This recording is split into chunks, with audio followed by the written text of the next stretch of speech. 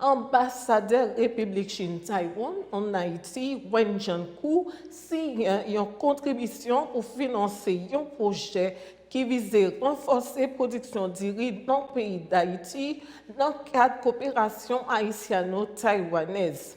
Ambassadeur République Chine Taïwan l'a expliqué.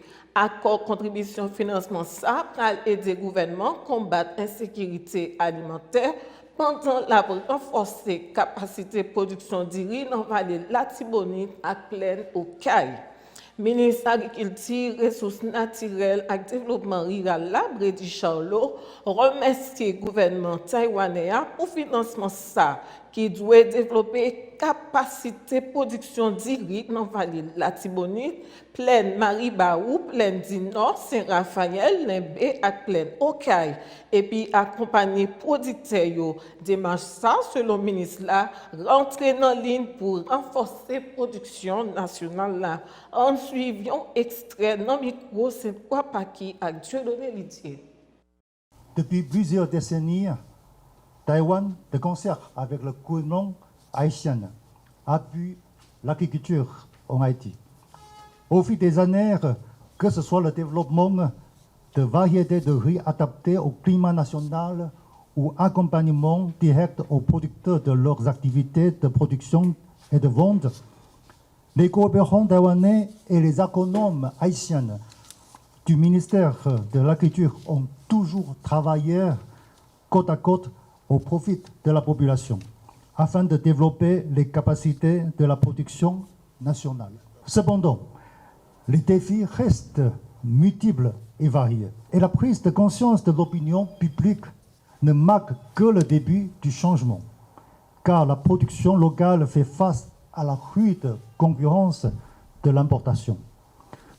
Nous devons multiplier nos efforts afin de rendre le travail de la terre plus attrayant aux producteurs, afin qu'ils puissent jouir pleinement du fruit de leur travail.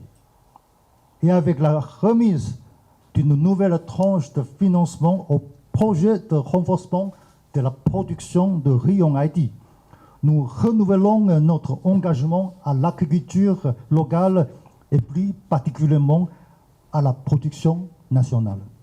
Je suis heureux de procéder ce matin à la réception d'une contribution financière de la République de Chine-Taïwan dans le cadre de la mise en œuvre du projet renforcement de la production de riz en Haïti.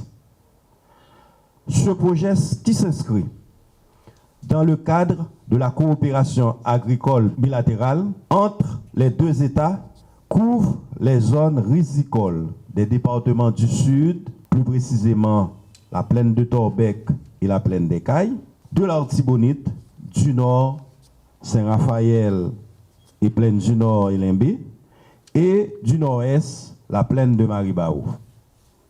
Mesdames, Messieurs, souffrez que je vous fasse la chronique de cette page de coopération agricole. Diverses zones productrices de denrées ont pu bénéficier de financements substantiels de Taïwan. Notons entre autres la vallée de l'Artibonite de 1997 à nos jours, Caille-Jacmel de 1999 à 2006, la plaine des Cailles et de Torbec de 2009 à nos jours, les plaines rizicoles du Nord et du Nord-Est de 2019 à nos jours.